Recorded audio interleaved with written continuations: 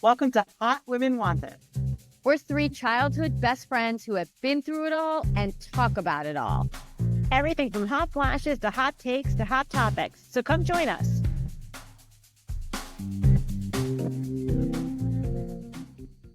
Hi, welcome to Hot Women Wanted podcast, episode 28. If you're new to the pod, we truly are three lifelong best friends, and we do talk about it all. Welcome to Hot Women Wanted. I'm Juli Cola, joined by my fellow hotties, Julie Strauss Greeley, Meredith Young, and today we have a guest hottie, stand-up and writer, Anne Nodar Stesney. Welcome to the pod, Anne. Hi, Anne. Welcome. Anne. Hi, thanks for having me, guys. This is a lot of fun. I can't wait to get into with the Hot Women Wanted. I can't wait to be here. I love it. Well, Anne, we always start off the pod before we get into Anne, when Anne's going to talk about how she started with stand-up. Her whole stand-up revolves around midlife, and it's very much on Hot Women Wanted. Ladies will love it, her story. But before we get in there, Anne, we always start with a temperature check. How are we feeling as midlife ladies? Like, how are we feeling? Like, I will know. I will start with saying I had a wild weekend of childhood acne. I had teenage pimples all over my face this weekend. Every morning I woke up with a pimple on my cheek, a pimple on my forehead. I have one right here right now. Like, I don't know what happened to me. It's the good old hormones. And then Julie would text me and I'd be like, oh, really? That's so surprising for you. Not being anywhere near a mirror. And then I would like get in front of a mirror 2 hours later. And wherever she said she had one, I had one. So I literally had to text Julie over the weekend, please stop texting me about your pimples. I am getting sympathy pimples. Sympathy pimples? And we all know how crazy I am about skin. So I was like, I was ready to go to bed for a week. I was despondent. That's funny. Well, I will give the update that I wore my weighted vest. I did a Peloton with my weighted vest, and I lived through. Okay. I survived, and that was my goal, for that I wouldn't fall off the treadmill and kill myself. So, And it was okay with the 12 pounds. It's doable for you. the 12 pounds was doable. I mean, it's definitely harder. I was sweating, but doable. Yeah. Well, I ordered one. It's on the way. Really? Consider myself Meredith Young, Hot Women Wanted, influenced. I have a 10-pounder on the way. Oh, A you got 10-pound turkey. And we're obsessed with the weighted vest. We said we're never going to wear one, and now here we are. I know. I've been listening. I remember, didn't you wear the weighted vest on the last episode, Meredith? I did. Yeah. Honestly, Anne, I have to tell you something. It almost broke my back. By the end of the episode, I was like, we must end, because I actually have to go to my chiropractor. Or at least sit up straight. I guess you really have to be moving. Although the videos of people like all over social media kind of walking around doing household chores, I will not be doing that. No. Or like Dr. Mary Claire, she's like jumping up on like these huge like boxes with her weighted vest. I'd like literally like fall over and crash and hit my head. Is that the menopause doctor from Texas? Is that Yes. And she's always selling you something. You know, she gives you a lot of information about menopause, but then it's like, you need a weighted vest, I'm selling it. You need protein powder, I'm selling it. You know. She lost me when she was like, you should not be eating cheese after 50. I'm like, I don't think so. Yeah. You're no fun. I'm going to start eating cheese. Yeah. I eat more cheese than ever. Okay. I am especially eating more cheese than ever because I'm trying to get that damn protein in. Yeah. It's an easy source of protein. Yeah, well, my thing is I've been taking a strength training class with my husband every week, and the guy this week was like, the coach of the class was telling us all we had to lift heavier. He's like, I want everyone to lift, and so I went like not just 10, I went like 15 pounds heavier. Because I'm usually like my little 20-pound weights for squats. Wow. Like I'm like, I could do, well, actually I did 40. I did 20 pounds. Oh my God. She's way ahead of us. No, and my husband was like, I don't think, you better be careful. And I got all, when your husband tries to tell you something and you're Yeah. you know what I mean? And so, and that was a big mistake. After like spots, I'm like, I'm going to throw out my back and not be able to walk again. It's a fine line with me. I mean, I don't know if any of our listeners, our constant listeners will know I have been complaining. I've had a cervical neck issue for the last 2.5 weeks. So as I'm heading into summer, as I've had all these fantasies of getting my summer body ready, I haven't touched a weight or an exercise machine in now almost 3 weeks. It's a disaster. It's an absolute disaster. So Hotties, before we jump into like, hot off the press and our usual, we're going to talk about Justin Baldoni. We're going to talk about Paige DeSorbo. We're going to talk about all the hot stuff. But before we do that, I want to take a hot minute. And Anne, tell us how you got into stand-up. We want to hear your story. You midlife, becoming a comedian. We want to hear it. Yeah. Well, I'd always done comedy. I'd always done improv and I always loved improv. Stand-up seemed terrifying to me because improv, you're with a bunch of people. And then when I had my son, I kind of tapered off and stopped doing it just because it was really hard to coordinate. Improv's like 7 people you have to coordinate, and it's usually you're performing late at night. And so I kind of tapered off that. And then right after I turned 50, I was like almost 51 actually. My husband's like, you should take a stand-up comedy class. And I thought, oh, okay. So 2019, I took a stand-up comedy class, and I was just going to take it for fun and to and I fell in love with it. And I ended up becoming like BFF comedy friends with these 2 25-year-olds. And I was like, wow, I'm literally old enough to be their mother. Like not in a cute Gilmore Girls way. Like I actually could have worked. I went to college. I worked a few years, and then I had my kids, and these are them. And so they kind of encouraged me, but what happened, and so I did that, and it's been a lot of fun. Like I said, because who loves middle-aged comics? The entertainment industry. No, just middle-aged female comics. Middle-aged females, period. So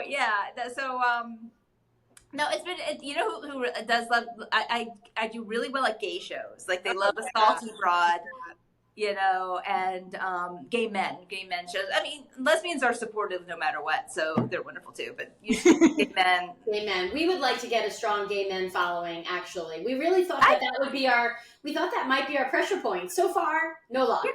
But we have some gay men on following us on TikTok. Shout out to Cade. He listens to every single. Oh yeah. Okay, Kate's a follower. You're getting it. It's slow, slowly, little bit. Yeah. I think I was saying to you before we started recording. I just think it's the bravest thing. I mean, I think there's one thing about being funny and being able to tell a good story and being able to walk into a room and kind of hold your own. But to get up on stage and actually do 5 minutes or 3 minutes, whatever, 20. I think it's the bravest thing. I think it's great. And she did it in midlife. It's to do that at 50. Yourself. At this time in your life, I think that's so cool. And you're so funny and so relatable. And, when you watch, it's you just see yourselves, it's completely, I have to say, a hottie stand-up. We love it. I'll tell you what I think is the most remarkable about it. If I were getting all the laughs in the world, I think I could do it. I could get up there and one laugh could just propel me into the next. I think it's if I didn't get a laugh that I would literally panic and not say another word and be like, everything goes black. Well, that definitely happens, unfortunately, more often than I like. And you start getting your feet wet by going to open mics, which are mostly men, young men. And, I look like their mom, so they're not going to listen to me. And right. So, there's a lot of dead air. And I actually, I was going to quit. The pandemic happened and everything shut down. And I was like, okay, that was it. That was my fun little comedy year. I never really made a lot of traction. I'm kind of, it's really hard. And, but then a friend of mine was doing a Zoom open mic, and she reached out to me and she was like, can you come and support B? And I'm like, sure. And I brought some of my old jokes. And there was a woman at that Zoom mic. Her name is Carol Montgomery, and she runs a show. It's on Showtime. It's called Funny Women of a Certain Age. Oh. And she produces it on Showtime. And she's a lifelong comic. She's a career comic. She performed in Vegas. She opened for the Oprah show. I mean, she's not famous, but she was a working comic. And she realized when she hit her 40s that she wasn't getting hired anymore. And so she started this show, and the live show is all women. You can be 40 and older, and the TV show you have to be 50 or older. And the TV show has she's had Fran Drescher. She's had Lieberman, you might know. She's had Terry Garr. Terry Garr. I'm sorry, the other Terry Hatcher. Okay. Terry Gar, R.I.P. But yes, I was going to say that. I'm like, is she alive? Yeah. She was funny when she was alive. I love Terry Gar. She's had these Carolyn Ray, comics from that era, and she she reached out to me. She said, "You're really funny. I want you to be on my live show when we're back up and running." And so that gave me the motivation I needed to like just keep going. And I started just going to open mics and not caring about people laughing. And you get tough, you get strong that way. That's good. Yeah, that's great. I love it. I've seen Anne, and she goes there. Like you definitely go there, like to like the darker side of like being a mom or being a wife. It's very funny, very funny. I love it. That's great, Anne. I think that's really, really. I think it's so exciting. It's good for you. Well, it's very ecumenical. Like, and there are a lot of comics my age, or a lot of like mom comics. I call them momics. They hate it, but like, don't ever call us that ever. And it's nice because we are a little supportive enclave within the young bucks that are kind of populating the comedy scene right now. Yeah. Oh, this is perfect because we need your hot takes on our topics for this episode, and we always laugh through all our hot takes. Oh my gosh, I can't wait. So here, we're going to start with one of our segments, Hot Off the Press. Mary, you're going to take this one. So we go through like whatever's happening in like a celebrity or like the latest, and like we just give her like hot takes and what we think about it. So Mary, you take us through it, and jump in whenever you want. Awesome. Do you not want to? Mary, you look horrified. Were you not prepared for this? I wasn't prepared. You know what? Should attorney ADA Juli take it over? I can take the first one. And no, I'm not taking it as an attorney. As again, I don't know how many times I need to say this for our 5 listeners. I no longer practice. I haven't practiced. I don't want to say how many years it's been since I practiced. But you went to law school. You were an ADA. I wasn't. You were in the Manhattan DA, which is. I was. So you are, for us, you are our legal counsel. So Juli's going to take the first one. This has nothing to do with criminal law, guys. This is a civil case, but I am going to start with truly piping hot off the press because it just came through this afternoon across my phone that and this is a hot topic for us because we both Mary and I have gotten our hands slapped about this topic, but Justin Baldoni's $400 million countersuit against Ryan Reynolds and Blake Lively was just dismissed by the federal judge. So that is terrible news for Justin. He had sued both of them. He sued Blake's publicist, and he also sued the New York Times for defamation. And every single aspect of that complaint was dismissed. He does have the ability to amend his original complaint, which means he can like alter basically the content and some of the wording and change some of the allegations if he's got factual basis to do that. He has to do it by June 23rd, but this is like an incredibly bad day for Justin Baldoni and his team. It wasn't just like a technicality thing where he got dinged on it, where they found it. It's like, it's really like, it will never come back, you're saying. I mean, the very few things that I read that were basically just headlines and really on the entertainment sites were really what I noticed coming through today. I didn't do like a deep dive into the legal analysis, but basically when there's a motion to dismiss and you haven't even started and gone through discovery or any of the initial phases of the trial, there's just a complaint and a countersuit, and then somebody files to dismiss and the judge dismisses it outright. It's basically a statement that there's not sufficient evidence to support any of the claims that he alleged. So I read one comment on one of the articles that said, and I don't know if this is right or not, so don't come for me, but I read it, I'm repeating it, don't know if it's true, it's alleged, but that because they had dropped 2 parts of their suit, it affected his countersuit. And that makes sense. And he has to go back and amend. Oh, Blake Lively, she took back part of her suit. That's what happened. He filed 2 claims, and then his countersuit was premised on 2 of the, obviously when you countersue, you're basing your lawsuit based on what they've said. So his countersuit, by virtue of her dismissing part of her case, that impacts his countersuit. I saw that too, Mary. That's right, I think. Who knows? And then, I don't know. But also, there's another part where they felt it was insufficient evidence. It might have been the defamation claim for the Times. The only thing I would say about that, though, is she did that like 2 weeks ago. Like, why wouldn't his legal team quickly amend, right? Like, I don't know. That I don't know. And again, I never practiced civil law. I'm a criminal prosecutor. So I have no idea. Let's start there. But anyway, we'll see. The saga continues, I guess, with these 3. So saying you're positive about this, right? I'm not saying anything further, actually. I plead the 5th now. No further comment. No further comment. Exactly. What else do we have there? Hot off the press. Guys, I don't have my notes open. I don't know what's Okay, so moving on. The next thing hot off the press is turning the page, pun intended. This is sad news for me. This is sad. I'm not surprised, but it's still sad. Paige DeSorbo announced after the Summer House reunion that she's leaving Summer House. And it's no shocker. Not a shocker. Because she is really doing great stuff and a huge success. And she just launched her pajama line, which I thought was like really great timing, great move. Which I think is coming out tomorrow. Let's be honest, this past year, these last couple of years, we saw Paige pretty much all year round on our TV screen because she would pop up on Southern Charm, and then she was on Summer House. I'm gonna miss her. She brings a lot of good. She's very funny. They have to do casting where she's very funny and outspoken, and you need somebody who's funny and outspoken. You can't go for the model with no personality. You have to go for the giggly, pretty, outspoken girl. I mean, you have to. It can't be that hard. It's New York City. Come on, do your job, Bravo. I don't think it's sad. It's bittersweet. It's really because she's going up. She's like great for her. It's great for her. She deserves it. And like Amanda said at the reunion, she's like, when I met Paige all those years ago, Paige had a plan. She said, I'm going to do ABC, and Dench goes, and you know what? I took a lesson out of her playbook. Like, she has done everything she said she was going to do. So, like, good for you, man. I mean, I think that's great. Stand-up comic. Hannah is a stand-up comic, isn't she? Yeah, Anne, do you know her in the stand-up world? Yeah, she's big. You do? Huge. She's the Giggly Squad, right? Yeah. No, she's huge. My nieces love her. They're like Chloe's age, her daughter's age. Like Chloe loves Giggly Squad.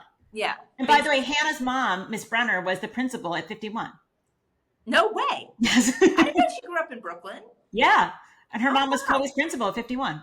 Oh, Yeah. wow. Yeah. The whole family is just high achieving. Because she was like a tennis. She was like. She also went to Beacon, which is where my older went to high school. She went to another very popular New York City high school. She was the captain of the varsity tennis team there, and she went and played tennis at Wisconsin. Yeah. So she's like a really, really good tennis player as well. Yeah. She always played tennis on Summer House. It was before you guys were watching it, but the house, I think even this house has a tennis court. I don't know. She was always playing tennis on Summer House and like beating all the guys. It was always like a little storyline. It was funny. But anyway, that's that. No shocker. Lexi's not coming back. No, we knew that. Goodbye. Good riddance. One and done. They let her spin it as her own resigning. Okay. Bye. What else? I know Nick Viall is hosting the Secret Lives of Mormon Wives reunion. Bye, all, Jules. Oh my God. Did I do it again? Yes. And I mispronounce everything on this podcast. It's a problem. I mean, last week it was almost like I was drunk. I could not get over that I was mispronouncing every word on the podcast. Every word. There's no word that's correct. It's Nick Viall. Let's just say. Nick Viall. Let me just say something about Nick Viall. I have been with that man. You're obsessed with him. You love him. You have. All right, you love him. Every Bachelor episode, I was with him. I have watched him struggle. I've watched him in his romances. I've watched romances fail. Like, I am with this man. And by the way, he has glowed up in his older age. Like he's now. How much did he sell his podcast for? Like 30 million, something crazy. $30 million. And now he's going to be hosting the reunion for Mom Talk. Mormon Wives. The Secret Lives of Mormon Wives. And meanwhile, that's an Andy Cohen thing. You can see him like moving to Bravo after Andy Cohen leaves. 100% something. Yes, that would be good. Actually, I wouldn't be upset about that. Oh, and then one more thing: Demi and her husband were a no-show for the reunion. Yeah, I know. Yeah. What do you think about that? I saw a headline that she said why, but I didn't read it. I didn't read it. I didn't read it. Get some thicker skin. You're on the show. You're cashing the checks. I'm sorry. You need to be at the reunion. Okay, I'm going to add one more thing, which is really baffled me when I read it. But Brynn put out a very long announcement today about how she's like, I am devastated to share that I will not be returning to the Housewives of New York City. I'm like, girl, it's canceled. Like, they are recasting. No, wasn't canceled. She was canceled.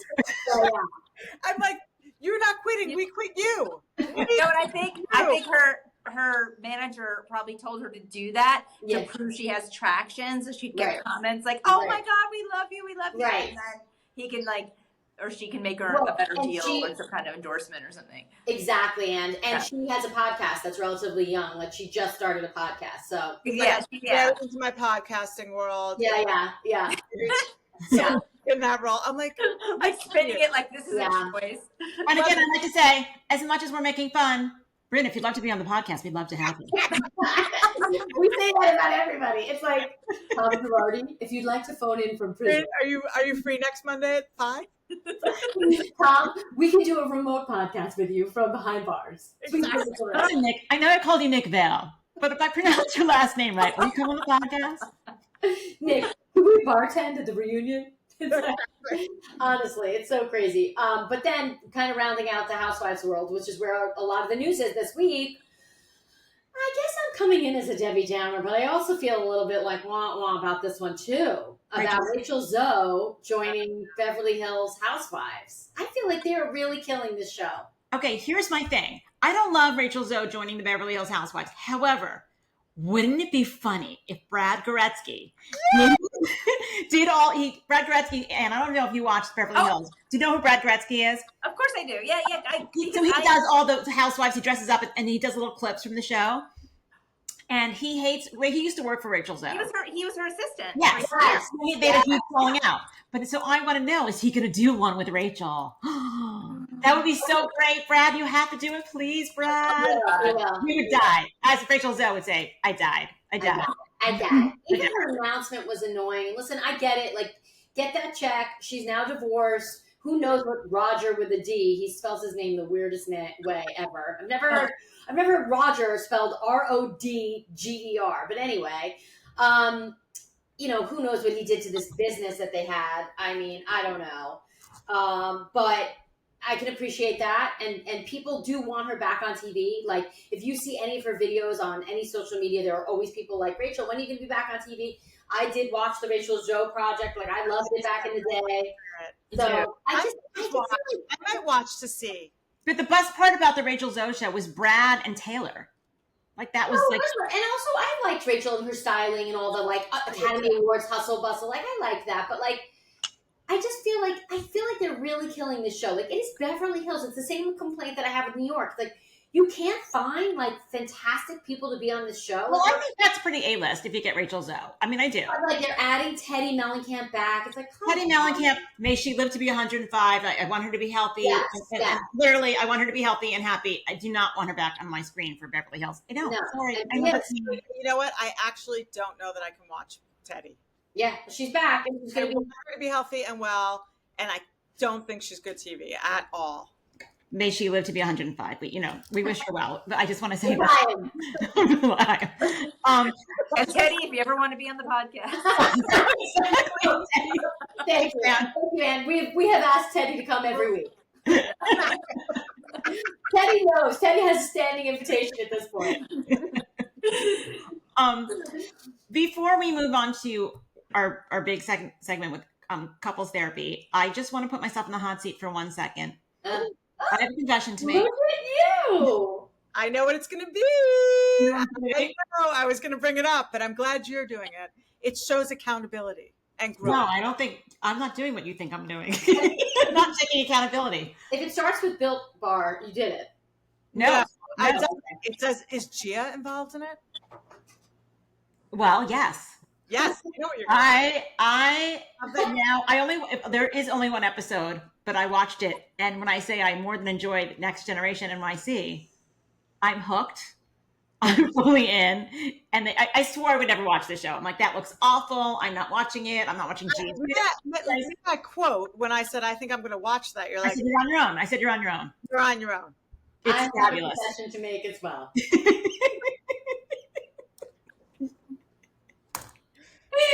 I think I might have gotten on that bandwagon with Cola. Was like, I will never watch this. I can't watch one thing with Gia on it. I don't care about these kids. Let me just say that as soon as I saw the clip of Ariana Bierman, who I now love, by the way. Yeah, she's great. Say that she gives her mother money every month, I was in. She's so I too watched the first I'm fascinated by the girl who doesn't wash her hands.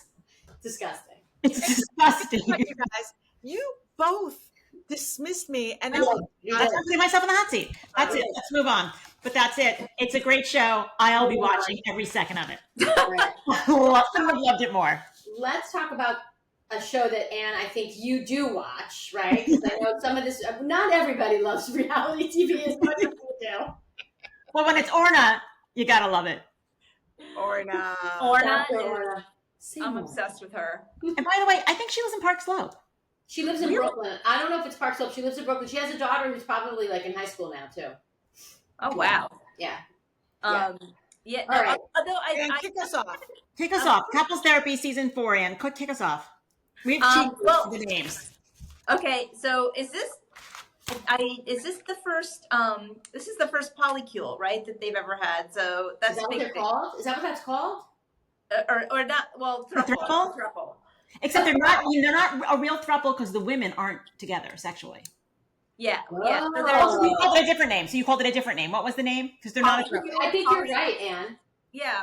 Polycules. It's just a good, and it can be any kind of, it could be all together. It can be, they have different partners and it's very, So I am very new to this generation's very fluid sexuality, and I'm sure the rest of the world as well. I started really learning a lot about it doing stand-up, because I go to these stand-ups in like Bushwick or Williamsburg, and that would be a lot of the jokes would be about like a big common joke that a lot of women say is, I'm bisexual. That means I have a boyfriend. Like, which is funny because it's very true. And then they talked about polycules and I was like, what is that? And I'm like, oh my God. And, my first thought was like, oh boy, here we go. Just kind of old lady, salty old lady, but it's very, very interesting to hear them talk. I always had this theory, and maybe it's just my generation, that this could never work. At one point, somebody's going to get jealous or something. Yeah, well, I think that is happening though. It is. Yeah, it is. In that throuple or whatever polycule. I think if they were I think it's different when you're all if it's a throuple, you're all sharing the same bed and whatever, you take turns and whatever that is, you're all together. But the women are not together, so it's really separate. It's almost like because they're fighting for his attention, and I think that's what I think that's the catalyst that brought them into therapy was like, let me just give you the names. It's Josh, Aaron, and Lorena. But I think that's what was going on, is that Aaron and Lorena, the two women, were because they're not together, although they both have other partners outside of Josh. Right. It's not just a three thing. It's like a in their relationship, it's the three of them, with him. Yes, It's like there's a thing called an anchor partner. So if you're in an open relationship, you start your anchor partner, and Josh and Aaron are anchor partners to each other. Right. And then they have their others, and I guess what they're trying to do is really define that. And what Orna said, because Orna is brilliant, is when she was talking to her advisor, she was saying that the whole basis of these relationships is not saying no to anything, right? Yeah. Because it's like open and whatever. And because you're not saying no and you're not having boundaries, it makes it really confusing. Yeah. And that's, you see that happening because they don't want to be the person who's like going to harsh everyone's mellow by being like, wait a minute. Right. Like they didn't invite, who's the main person? Who's the anchor? Aaron? Yeah. Aaron's the main person. Okay. So then Lorena wasn't invited to the barbecue or something, right? Right. You couldn't get over it. Yeah. Something like that. And then, very upsetting. I think also Lorena, she initially was like, I don't want any attachments, she had a traumatic childhood. Her mother died when she was young. She doesn't want any attachments, and this was fine. And she's part of another couple where she's not the anchor either. Like she's like the least. I think she's starting to realize like this kind of sucks. Like, yeah, you're right. She said that in another relationship, she's not the anchor again, so she always gets left out. Yeah, exactly. Right. So Orna's like now trying to put her to. Yeah. I thought it was super interesting, and I just love like Orna's whole approach to it. And I have to say, you know, I go into these things and I meet these couples and right away I have like an immediate visceral response to them. Yeah. And I at first like really didn't like Josh. Like I didn't like the guy. Me either. I didn't like him either. I really did not like Josh. And I'm like, I can't stand this guy. And if he doesn't stop touching these women and like holding both of their hands and like petting them and stroking them, I was like waiting for Orna to be like, and that makes you feel like Josh is petting you and you feel my bell is ringing and now my dog's gonna start to bark. But I ended up liking him, and I thought his whole story was actually really kind of sad about how they accidentally started this forest fire or wildfire. Oh yeah, he had a devastating. I forgot that. I wasn't liking him either. And then you guys, story was devastating. By the way, I got news for you. What started that fire? He started the fire? I am so sure. Well, he didn't say he didn't start the fire. He's saying that when they left, the embers were out. They checked it. They rechecked it. They thought. I know, but so many people do that. I mean, think about it. So many people make s'mores or do a campfire. But on the exact night, I mean, it's very likely that it was his fire. And he didn't, it was an accident. I'm not saying it wasn't, but like, I do believe. Devastating, though. I feel like, you know, it wasn't intentional. That's just devastating. Yeah. It's a hard story for sure. It's a hard story to share, too. Yeah. And then the other, I think for me, the other, like, the couple from this first part of the season, because they split the season in two, was Casimir and Alexis, the two men who had, like, so much childhood trauma. Between the two of them. Yeah. The interesting thing that's going on now with couples therapy, and maybe it's because I'm new to TikTok, very new to TikTok, but like the last time it was on was already a few years ago, so there was a gap, and now they started this season. So a couple of these people are on TikTok, and it's annoying me. Like, Sparkly Slim. I'm annoyed. Yeah, Sparkle and Rod are on. I can't stand them. But also, like, Casimir is on, and like or maybe he was on Reddit or somebody put it on TikTok. I don't know. And he's like making comments about the episode and like, I don't know. I mean, I guess I'm surprised like Showtime doesn't have like restrictions on that. You know what I mean? Yeah, I'm surprised too. I mean, I guess it's your life and it launches. Your life, yeah. They love it probably. Yeah. We have to talk about her, Allison Rod, which was my God, you guys, can we spend a few minutes on the Sparkly Sleeve? The Sparkly, because I just started the second half of the show, so I muted them. Well, first of all, I have such warmth in my heart for Allison. I really do. First of all, she is so abrasive, and it's like, but she wants to be good so badly, and she wants so badly for it not to be about her. But like, it's so about her. I mean, her delivery is so awful. Her approach to Rod is so awful. She's like, oh yeah, I do. I have a tone. I do have a tone. And Orna's like, in one of the final episodes, which maybe some of you guys haven't gotten to yet, there's one thing where at the end where they're like almost patting themselves on the back about how good they've gotten and like how much better it is, and it's just like she literally jumps in. I've never seen Orna do this, and Orna's like, Allison, literally like redirects her. She's like, what are you doing? You were just telling me. She's like, sorry. Oh, yes. I saw that episode. She's like, I'm so sorry. You're right. Yeah, I should take a pause, right? Like she's like trying, and then she comes. First of all, in the first episode, you know, they tell you a little bit about themselves, and she's like, oh, well, I worked before we had our daughter. I've been a stay-at-home mom with our daughter. That was the deal we made. Yeah. But like, I was in fashion. Oh my God, who was in fashion? Yes. Oh, I wonder if those are her. That's what I said. Those are her clothes that she designed. Yes. Sure. Because my first thing was when the first episode aired, I was like, did she realize she was going to be on television when she picked the shirt? The shirt is so hideous. Yeah.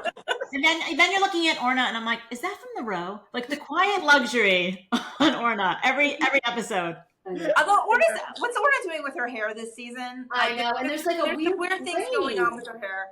There's always a braid. There's a braid. There's like a weird dread. She has one dread.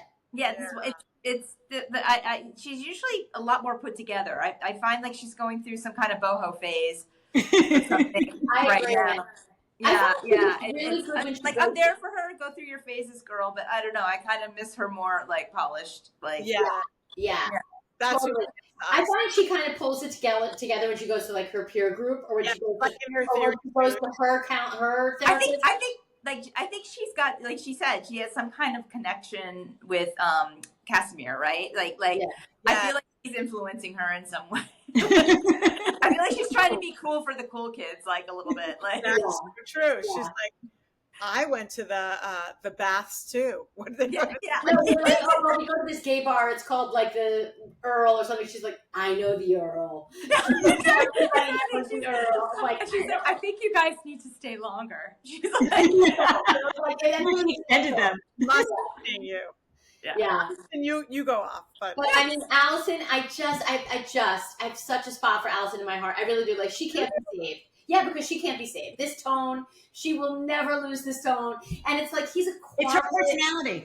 But you know what? She kind of reminds me of I don't know if it was last season, but remember the Orthodox couple? That was so aggressive. Yes. And they ended up working it out. They did. Listen, there was that other couple that I was shocked at. There's the other couple from the first group that I'm shocked they worked it out. They did such a good job. Eliana and Mitch, the one who came up with all the thick, long, dark hair. They have a child together. And she was like, I wasn't thinking of them. I was thinking about the guy from Russia. Oh, Boris. They're the second half, aren't they? Yeah. Boris is a serial killer, right? His wife hates him. Doesn't his wife hate him? Until he threw the party. Then she was like, I love this man. They went dancing. They've never gone No, I haven't gotten there yet. I haven't gotten to the dancing. They just need each other. Yet either.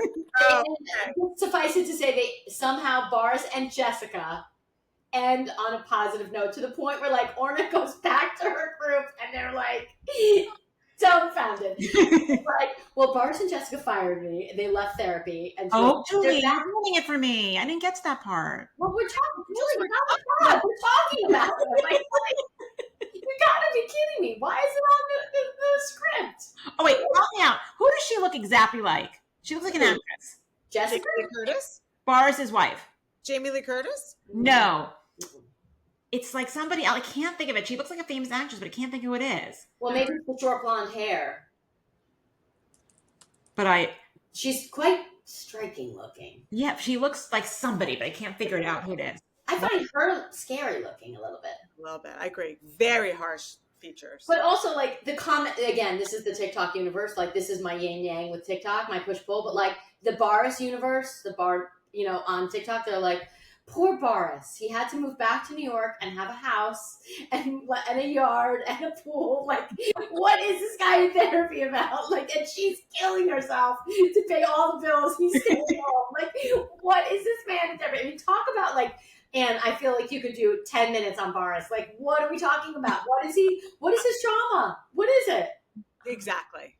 I'm going to have to keep 5. I mean, seriously, it's like the pick me. Like, Boris, what are we complaining about? Like, she's desperately trying to make money while you're home with the kids in this beautiful house. I did feel for her. I did. And she has like a terrible cough. Like, she's like falling apart. Like, she seems ill.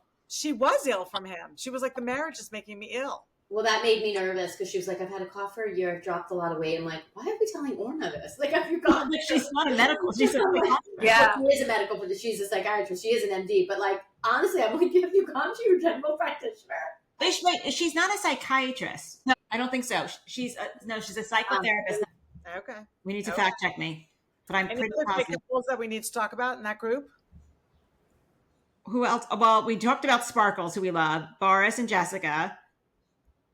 Sparkles, who I love. What happened to the throuple at the end? I can't remember. Did they stay together? Did the throuple stay together? I can't remember. I don't remember either. Isn't somebody moving? We all watched it. Nobody knows. Well, she's in the circus. One of them is in the circus, so she's always moving. No, now, I think not anymore. I think she wants to be closer to Josh. That's Aaron. Aaron is the circus performer. I feel like Lorena probably got pushed out, but I don't remember. I haven't finished. I haven't even gotten into the second half. So Lorena got pushed out. It sounded like it was. It feels they like weren't in the second half. That was the really weird thing they did this time.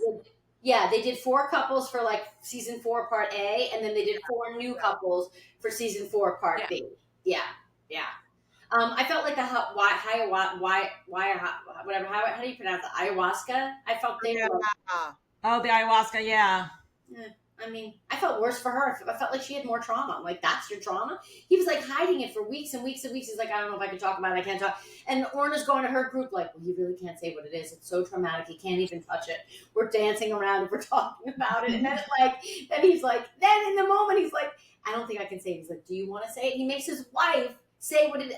Was it the gay porn? Was it the gay porn? I'm not saying as a 19-year-old that isn't. It was gay porn and heavier women. Heavy women in gay porn. I'm not saying that isn't like super embarrassing and could really get you off on the wrong foot at college, like with friends, trying to make friends. But like, I literally, God forbid, I mean, she had real trauma. Like she went to summer camp. They made her get naked and dance, and then they critiqued her body. And nobody's talking about her trauma. We're talking about this guy and his history. I will say, I was surprised that Orna did not say, "Whoa, whoa, whoa." Exactly.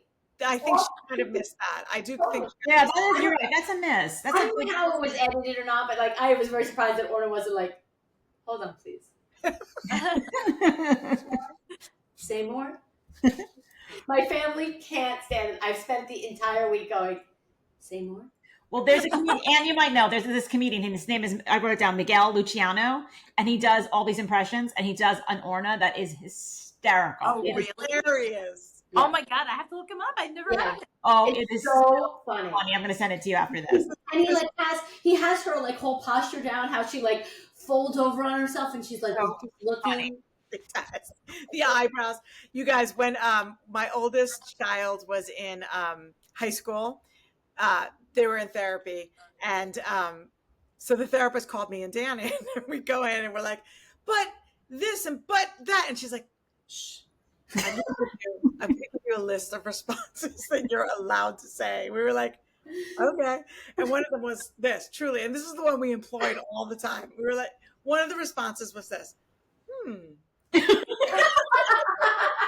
so Sid would come home and like be exploding on us, and we'd be both looking at each other like, You're like, I'm paying for this? Now in retrospect, Sid's like, what's that? What were you doing? We're like, that was on our list, and that was the one we could remember in the moment. Like crazy. I want to keep us, because Anne has a hard stop at 7, so I want to keep us on task. So let's move on from Orna and couples therapy to Anne. Anne, now we are not watching And Just Like That. None of us have seen it. Anne loves it. Okay. Oh yeah. Now give us your hot take and sell it to us what we're missing out on. All right. And Just Like That, there's a lot of people who hate on it, said it's the worst show on television, etc. If you are watching it expecting to have the same feelings you used to have when you watched Sex in the City, yes, you'll be very, very disappointed, because it's not Sex in the City. Because Sex in the City was women in their 30s, and we were all about that same age when we watched it. And it was finally TV that talked to like our struggle with dating in an honest way. And it was out there, and it was fantastic, and the glamorous life. And now it's still very glamorous. It's still very rich New York. And that's why you should watch it, because it's fun.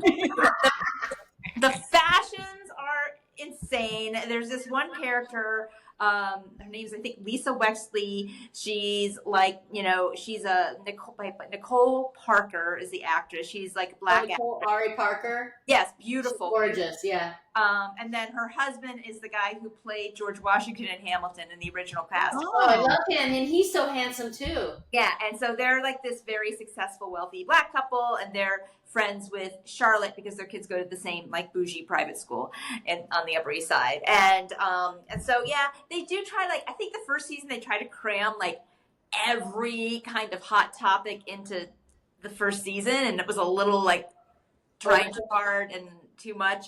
I think the second season they got better footing. I'm like, it's just fun for that. Like, you're not gonna be transported, but like watch for the fashion, because Lisa Wexley's fashion especially is fucking, excuse me, I shouldn't care. It's just insane. It's there. It's okay. It's insane. But it is. And also, they got me the character I really hated, but it was fun to watch, which was Che Diaz, played by I think Sarah Rodriguez, I think is the name. Rodriguez, I think it is. I don't know. Yeah. And she was, so Miranda, I guess you guys know, like comes out. She leaves Steven and she falls in love with this comic who is in a podcast with Carrie in the first season, named Che Diaz. Che Diaz is a comic. They're non-binary, and I think Miranda kind of falls for them when Miranda goes to one of the shows and sees performing. And the thing that really got me mad about that character is the stand-up was horrible. I'm like, this show is being produced in New York City, where there are hundreds stand-ups who could write incredible sets for them. Yeah. And you have your writers who write really good dialogue, and it's still got that snappy, fun, dialogue.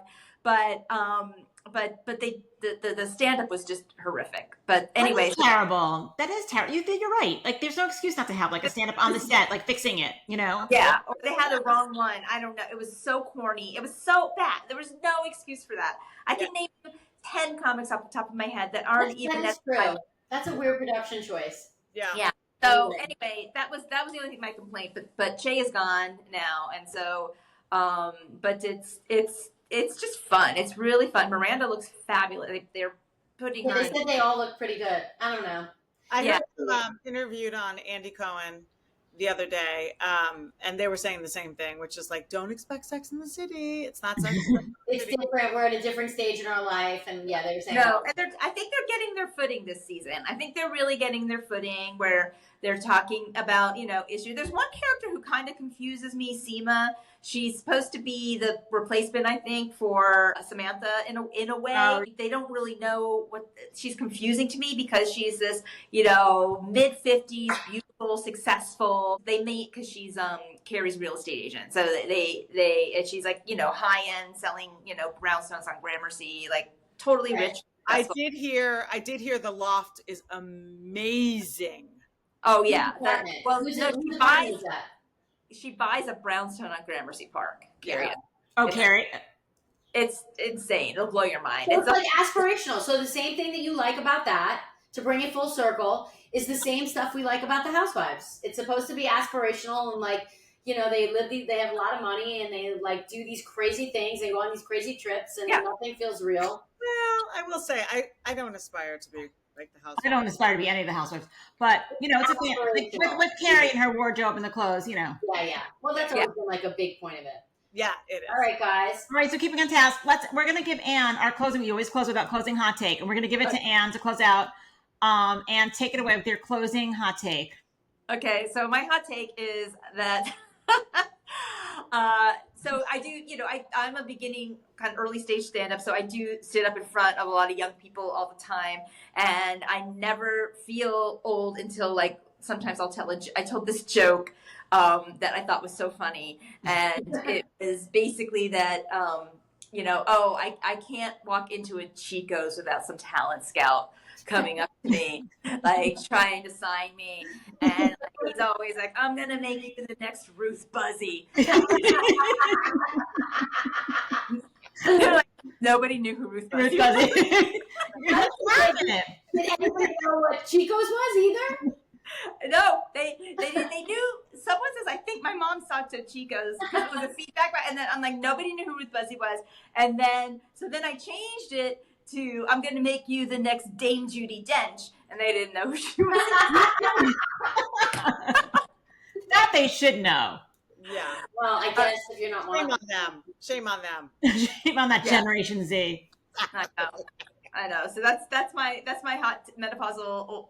And tell us what your Instagram handles are and your TikTok handles and where you're performing next. Okay, both my Instagram and my TikTok are the same. It's Stez Comedy, Stez Comedy, and I'll be performing on Friday at the Jersey City Comedy Festival. It's a competition. Oh, so fingers crossed. That's great. Next round. And on June 27th, I'm going to be in a Pride show at St. Mark's Comedy Club. And yeah, with my demographic. With the gays. Excellent. So check out Anne if you're in New York City. Check her out for Pride. If you are in Jersey City, check Anne out. Check her out on Instagram and TikTok as the comedy. Thank you, Anne, for coming. Thank you guys for having me. It's so fun. Keep telling funny stories about our age group. We need it. We need the representation. Yes. Yeah. Thank you, Hotties. Follow us on Instagram. Follow us on YouTube now. Mary's keeping that up. And TikTok. And we will see you next time. Bye, Hotties. Thank you. Bye, Hotties. Bye.